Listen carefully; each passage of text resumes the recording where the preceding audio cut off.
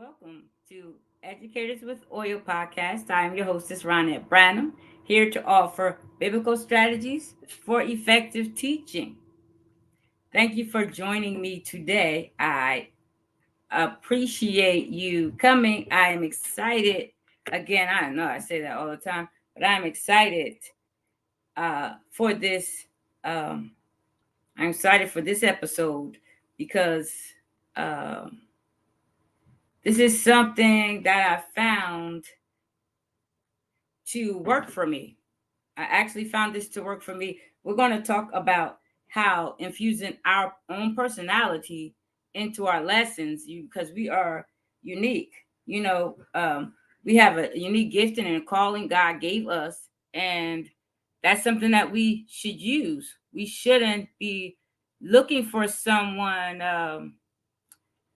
We Hi, Ruji. We shouldn't be looking for somebody to sorry about that. We shouldn't be looking for somebody that looks like us, that sounds like us. I know it took me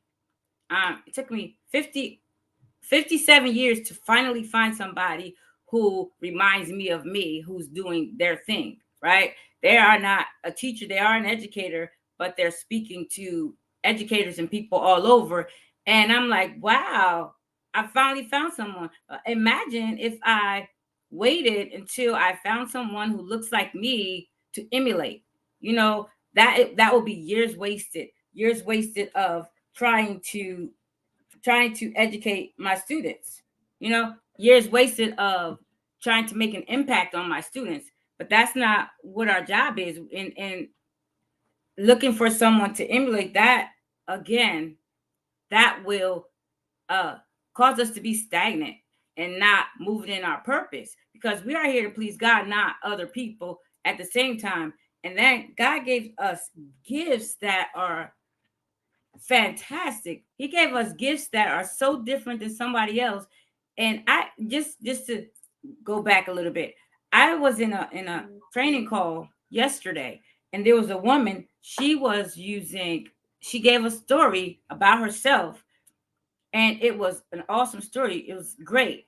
And then when she got into the actual message, the message was sort of generic. She got her coaching from that, and then she was told the story, her personal story, is what really made an impact with us.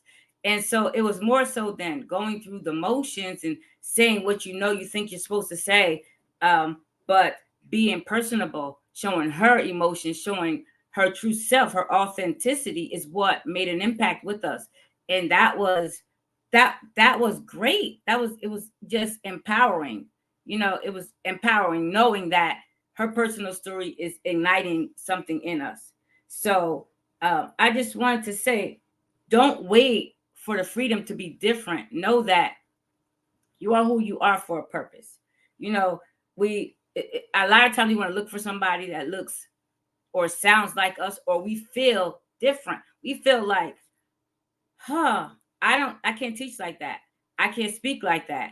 You know, I am me no matter where I go. I am not I There have been times when I tried to be or do what somebody else didn't work, because it couldn't flow freely, you know? So if I'm myself, I don't talk the way somebody else talk. I go to a lot of events, right? And there's teachers who speak, and then they are speaking, and I'm like, wow, I don't sound like that. I remember I took offense to somebody who said there's an audience for me. That was crazy to take offense to that. It was meant to be a compliment because I'm different from him, but I took it like, so what are you saying here? I don't speak, as properly as you do. What are you saying? And it was not. It was not. It was like, yes, there's an audience for you. There's somebody, you have an audience. You have that avatar who you're speaking to, who you're aiming toward. So why are you trying to why are you feeling less than when you have this personality that is you authentically? I'm doing a lot. I know it feels like I'm doing so much. Uh, Sorry about that. Oh my goodness. Uh, Sorry about that, people. Um, so just you're different for a reason. That's what I want to say. You're different for a reason. I speak to people all the time, and we have differences. So like, I'm in my classroom the other day, and I did something that I know many teachers would not do. I'm reaching my students, and I was trying to. We were going over long A sounds, right? Going over long A sounds, and the students, it was Friday. What letters make the long A sound? One was AI, right? The word, I put the word pain on the board, PAIN on the board. I put it on the board, and I asked several students, I picked names out of my cup. Can you give me this word? You know what the N sounds like, you know what the P sounds like, you know what AI sounds like. Ask everybody, what does AI sound like? So I went to like 5 students, and nobody could tell me the word. And we went from pan to pain, right, to plane. So we knew the word. So I just was like, oh my goodness, I don't know what to do. I just created this quiet corner. I said, man, I think I'm gonna sit down because I can't get any help in here. So I stopped. By the time I got to the 5th person, I went and sat in the quiet corner. And they have this little owl. It's a stuffed animal. This little owl. I put it on my lap, and I was like, I don't know what to do because I can't get an answer. And the students were looking at me, and they were laughing, and then they were taking it as a joke. And then it inspired students to come up and sound out the word. And I watched them mouth the sounds of the word. And then all of a sudden, I had people answering questions. You might not have done that. You might say that's a little bit too much, too dramatic, right? You may not have done something like that. But it was just something that got my students engaged. They were ready to listen, ready to answer questions and follow along. That is something that our students, they need to be engaged. Remember, the demographic that I have, my students speak English. Some of them do, some of them don't. So they're learning the language, and then they're learning the spelling patterns. So I had to get them to, engage. I had to use my personality. You may not do something like that. Maybe you might be that bubbly type, that, that, or that soft spoken type, and you get that across to your students. Just remember, if you're authentic and you're walking in your purpose, you're gonna connect with your students. If you try to be like somebody else, you're waiting to find somebody who you feel is like you, or you feel less than because you are not. I'm not telling you don't master your craft. You have to master, the teacher strategies. You have to master vocabulary. You have to master the curriculum. You have to master all of that, because you could have the bubbliest, the most impressive, the most attractive personality you want. But if you don't know what you're talking about, if you don't know the material, engaging the students is just, you're just playing.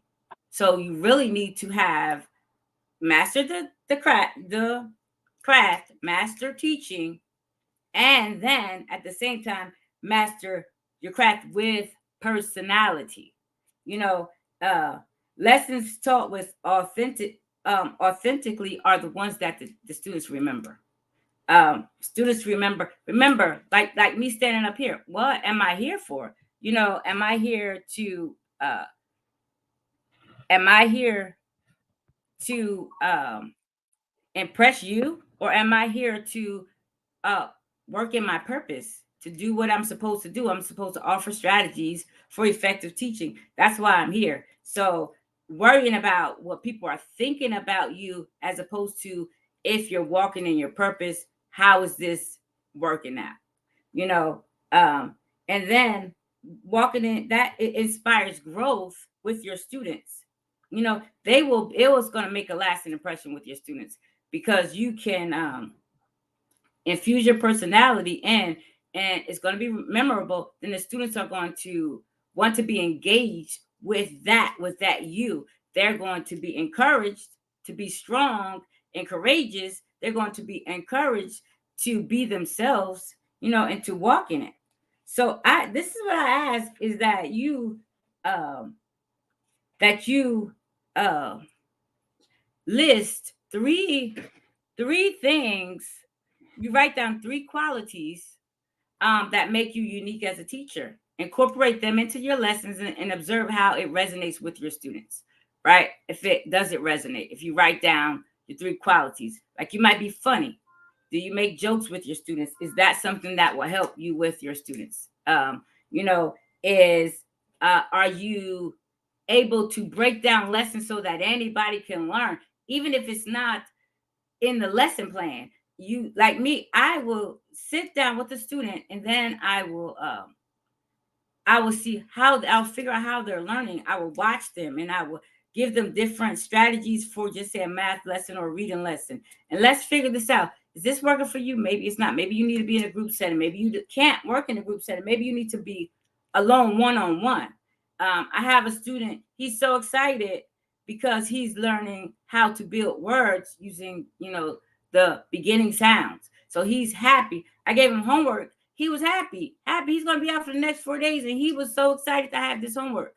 When I worked with him in math, he was able to use his drawings because that will help him get the right answer instead of trying to add the numbers. I always get students like that. That resonate with the drawings faster than the numbers themselves. He can count items. So he was like, oh, let me do this. He got it and he was happy. He made a couple mistakes because he had a number just said it was 49 plus 9. He didn't know where to put the 9 in the ones column or the tens column, so he messed it up a little bit. And then when I showed him, he was like, oh. And so then he was able and he was excited because it was hard for we've been in school for a couple of months now. It was hard to get him to learn anything in math. But I had to learn how he learned, and then I was able to incorporate that. So I am good at I do very well teaching students how to understand what they can do. So that is just something that I can do, and I do it, and I'm excited about that. That's just part of me and who I am to help them know what they can do. So think about what you're great at, grand at, extraordinary at, and then work that into your lessons. Um, I encourage you to journal. To journal how if you how your influence how I'm going to say just say how that influences your mindset and any shifts in your lessons in your teaching style, and that you write down your qualities. Just 3, write down 3 qualities and see how that works for you. See how it worked today. See if it's going to work again tomorrow. If it did, it work just because it was new? Did it work just because you were excited about it? Is that something else? If you're excited about what you're teaching and doing with your students, um, that's going to boost your confidence. It's going to boost their confidence, and everybody's going to grow. I promise you that. That's not even something to guess about. When you're walking in confidence, you're going to be happy about what it is that you're doing. So I just want to go back over a couple of things. We don't want to, like I said, I took me 57 years to find someone who reminds me of me. It's a guy, actually. And how he talks and how he teaches, it reminds me of me. Like, wow. So finally, I'm not different. Like the way he speaks, the way he talks, it's not, of course figured out he had to refine some things. Same thing with me. How I speak to my students is how I talk. And then sometimes people will come in and it's like, nah, but that's not good, but it's genuine. So people resonate with that with me, or they say they love the way I teach this or that. Because I have, when you're teaching, you have people coming in all the time observing. So if they like how you connect with your students, they like how you're teaching, and it's something that you look like you're mastering, they're excited because the students are growing. Period. That's the goal, is for you to reach your students, for your students to grow. So that is something that is exciting to me, and it helps me. So I say to journal that. Journal, or also speak with speak affirmations to yourself. I said, just say one gift and say, let me see. Let me read this, what it is. Let me hide that. Okay. Hide this. Okay. I'm sorry about that. Let me see. So you're going to speak affirmations to yourself, right?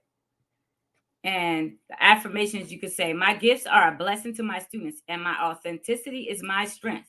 I teach to inspire, to uplift, and to honor the gifts that God has given me.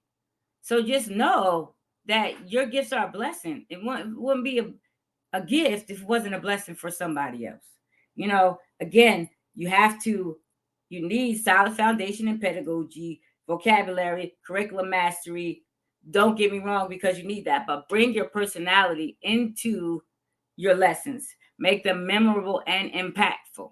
That's something that we could do.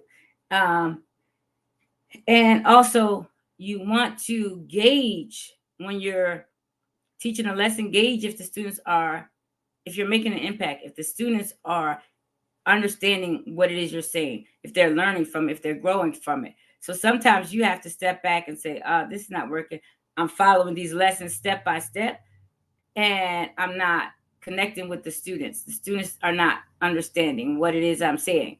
So now I have to uh, step back and see what is it that I need to do. That's when your personality comes out. That's when your personality comes out, really.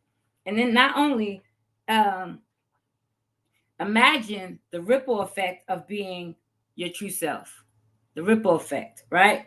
Your students will learn from both your knowledge and your example. Uh, they're going to take the lessons, and they're going to learn courage and self-belief, because if you're standing in front of them and you're believing in yourself, they're going to see that confidence, and they're going to want to be like that way. Not to mention, when you're being authentic, you're able to encourage and affirm your students in the same way. So that is something that will have a ripple effect. We are we have an effect on our students that goes beyond our classroom. That students are like, my teacher said, but then some lessons that we teach them, they may not even remember you, but they will remember the lessons that we taught. Like, you teach them how to be lifelong learners. So they're going to remember that. They're going to get that in their spirit and understand how to learn, and they're going to continue that. So if you're authentic in what you do, it's going to have that ripple effect. You're going to make a difference. um, you're going to make a difference. And remember, I know we see teachers. I see it.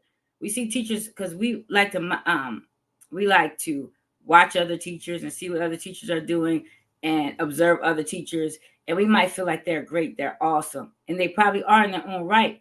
They're probably working in their own gift. If you see that they're connecting and then they're making a difference, they're probably walking in their own gifts and how they teach and the things they say and the way they speak to their students, the way they engage their students, the way they cause their students to learn the material. So you want to implement that, but not necessarily the person and their personality, because it won't come across as authentic. Students will see that, they will feel that. You want them to feel your light, right? You want them to understand your you and how it's making a difference in their life. They may not know. I remember having students who didn't want to come into my class because they didn't understand my language, the language, and they were like frustrated. Now they're so happy. They're like, "Are we coming to your class today? Are we switching today?" All that kind of stuff, because they want to be in my class, and then they want to. This is how one thing in my personality. When my students are, when I'm getting great answers, I'm getting things, the students are getting things right. It just says, I go back to math all the time, because math is either right or wrong. You have different strategies that you could use, but the answer is the answer. 4 plus 4 is always 4. I mean, it's never 4. It's always 8, right? So when I get so excited, I'm like, yay, oh my God, this is awesome. And I just celebrate their wins. And they are smiling and grinning. They want to get another win, because that means they're learning, and then they're like, yeah, I did that. They're excited about what they're learning and how they're learning. And we talked about I pull up things for them, like we were talking about parks and changing your community over time. And I pulled up parks on my computer. They weren't even really paying attention. I was sitting at a table, and it was projected on a big TV, and I pulled up parks from their neighborhood. And then, as they were looking at the parks, because they were trying to see what they would like in the park, and then they were pulling up the parks. I was pulling up the parks, and I was going through the pictures. They're like, I know that park. I've been to that park. And then they were getting so excited because I did that for them. That's something when you do something for the student and you're authentic about it, and they think like, did you know that's the park I go to? They thought I was randomly pulling up something. They didn't even understand what was happening. And then they got excited. Yeah, I knew that you go to that park. I never been to that park, but that is in Trenton, that kind of stuff. So if you're pleasing God and walking in your purpose, you're going to reach your students. I say that. I don't know. And there's value, in the individuality of teaching. You know, infuse your personal touch and infuse your compassion, your unique style, because nobody is exactly the same. I had on here Daryl Williams Jr. You need to follow him. I know he's not paying me to do that, to say that, but you need to follow Daryl Williams Jr. Daryl Williams Jr. He has a great podcast. He has a great YouTube channel, and he offers strategies.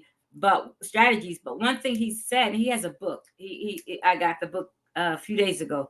He's talking about we are 99% the same, 1% unique. And that uniqueness is what makes us. That uniqueness, that 1% is what our people see in us. And the difference, it feels like if you say 1% of 100, that's so little, but that's what shines. That's what people see. That's how we connect with our students, with that 1%. No other way. You can say that 99% we know the pedagogy. We know the vocabulary. Everybody knows the vocabulary. Everybody knows, the curriculum. Maybe everybody doesn't, but you get the gist. We understand. We're teaching the same math, but I'm a different person. That 1% is going to make a difference. I'm going to use all the strategies. Some people get stuck on one strategy or going through teaching that one strategy, or they teach each one without infusing their own personality. So I laugh. I make mistakes right in front of the students, and I laugh like, oh my gosh, you believe I did that? That kind of stuff. And the students can connect with that because they make mistakes. I have this eraser. It says for very big mistakes or something like that, for big, huge mistakes or something. They said, why do you have that big eraser? This is because we make big mistakes. And so when I have to erase too much and we have to start all over on their papers, I use that eraser because I'm like, because you're going to make me use up this eraser on my pencil, and I don't want to do that. So I want to pull this big eraser out. They're laughing. At the same time, they understand mistakes. We all make mistakes, so they don't even feel bad when I'm erasing their paper and we're going to start all over again. They don't even feel bad. That's part of me to letting them know we all make mistakes. I make mistakes. You can see it. I have a student. I have two I'm going to do random names. I have two Lisas and two Maries, right? I call one Marie Lisa all the time, and I call another girl Marie, and she doesn't even, her name starts with an M. But I know the first girl, she has the name of somebody else in the classroom, and I keep mistaking and calling her the other name because there's two of both in our class. They know, why do you keep calling me that? Like, why? I don't know. I keep making that mistake. I know that you have the same name as somebody else, and I just got stuck on that. And it's just like, I'm like, why is she not listening to me? I'm telling her, I'm calling her name, I'm telling her what to do, and she just ignore me. No, because I'm not even calling her name, I'm calling somebody else's. So they see that I am genuine. I'm like, I can make mistakes. That's how it works. You know, um, also we have to know that, like I said, that 1% of us, that 1% is different, that we are a difference, and that is what makes us impactful. Say that again, like that 1% that's different from everybody else, that is what makes us impactful to our students. That makes us memorable. That is what connects and causes and drives our lessons. You could say we all have this same you follow what the lesson tells us to teach the students. You follow step by step. And you can sound like a robot if you want. That might work for you. It doesn't work for me, because it feels like when I'm trying to say it exactly the way they tell me to say it, even though every curriculum says it's not a script. but it is scripted. And I follow that, but then I put it in layman's terms, put it in my language. I practice it, and I say, there's one thing that they're telling us to do. It's a different step with this two-digit addition and subtraction, and it's too much. Like, why are they doing that? The students not ready for that. Like, but this is better. This is easier. And I would show the students, I'm going to show you this. I really don't like this, but let's try it anyway. Maybe this works for you. And I explain to them why. Is this easier or this easier? It might be easy for you. And sometimes I don't even say that. I say, well, they're going to show us 3 ways to solve this. So this is the way. Then I have students who already passed that. And I say, don't you worry about going back to that. When I test you, I'm going to test you this on paper so that you get the answer and you show your work. So I explain, I'm not stuck in any one thing.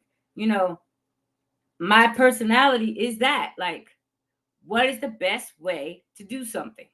That's what I do. That's my personality. I'm not going to, you could come in my classroom all you want and tell me, this is what I need you to do. This is how it should be. And if it doesn't work for me, if I can't make it run smoothly, I know sometimes you need to practice some things, but if I can't make it run smoothly, I'm not doing it because it's going to be a fumble. And I don't want to fumble in front of the students. I make mistakes of names and things like that, but no, I'm not fumbling and the students can't learn it that way. So just embrace again your God given gifts boldly and unapologetically. Unapologetically, right? Don't apologize for being who you are. People like it. If people might not say it, people might try to judge you because you don't sound this sophisticated, because I don't.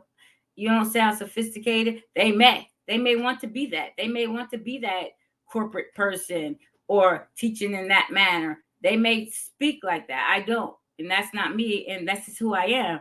So I'm not apologizing for being me. I promise you I'm going to educate your students.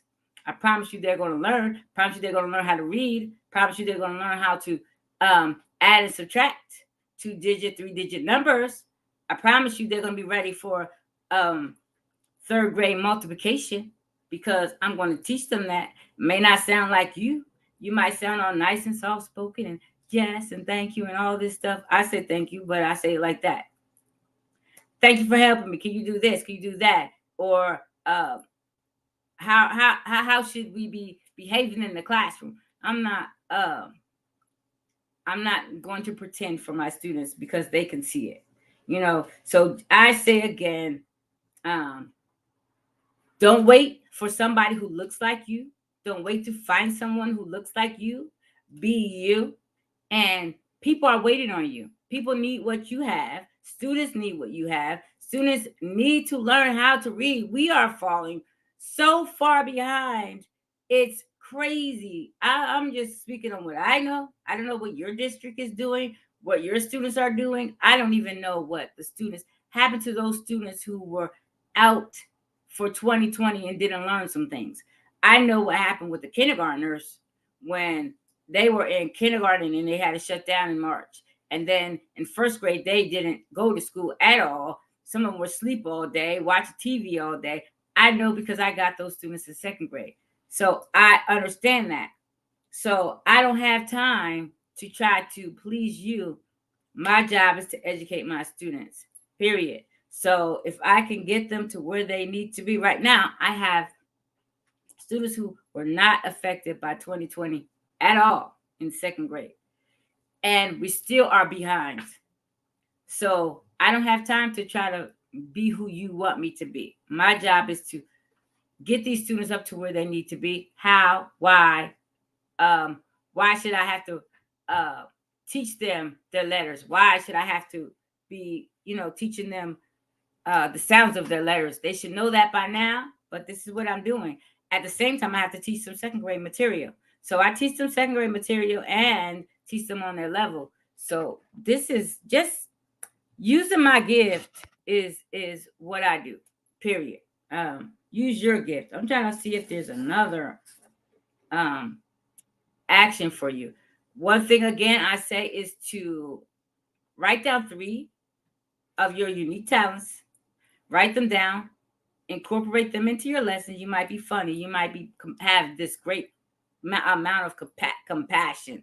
You might I'm trying to think. You might be, like I say, able to teach anybody anything. Teach students what they can do, who they are, and what they can do. Yes, you can do this. You could teach students that, because some students don't understand, that I can actually solve these questions. I can actually read. They might think they can't. They might think that they cannot do that. So also, I'm going to ask you to speak this affirmation out loud. My gifts are a blessing to my students, and my authenticity is my strength. I teach to inspire, to uplift, and to honor the gifts God has given me. That is awesome. And journal. See how these tips, these strategies help you in your teaching, in your classroom. Journal that. Right? Observe if you're making a new connection with your students that you didn't have before, because you were trying to be this person that you think you should be, when all you have to be is you. That's all. You're different for a reason. When I say your gifts will make room for you, your gifts will make room for you. That's the title of the lesson of the podcast. I forgot. Your gifts will make room. You know why? Because your students will be learning because of your gifts. People will come by and ask you questions because of your gifts. People will notice you because of your gifts. You will make a lifelong difference in the lives of your students because of your gifts. That I can't even. That's not even something made up. That's true. And then that trying to wait for somebody who is just like you, that will prevent you from fully stepping into your purpose. You want to fully step into your purpose, right? You really want to. I think I have exhausted my notes. I don't think I could say this any other way. Again, I challenge you to try incorporating those unique qualities into a lesson or activity. Your unique qualities into a lesson or activity, and I challenge you to observe how it's affecting your classroom, how it's affecting your personality, how it's causing you to have more confidence. Because it will. Remember that your gifts have a purpose in God's plan, right? Your students need exactly what you have to offer. You're going to grow because of your authenticity. I promise you that. So again, thank you for tuning in. Remember to like, share, and subscribe to Educators with Oil podcast with Ronette Branham and Educators with Oil podcast. Share, offer your tips, your suggestions, because we are here to empower teachers, to inspire, lead, and to thrive. Thank you for tuning in. I am your hostess, Ronette Branham. Thank you and have a great day.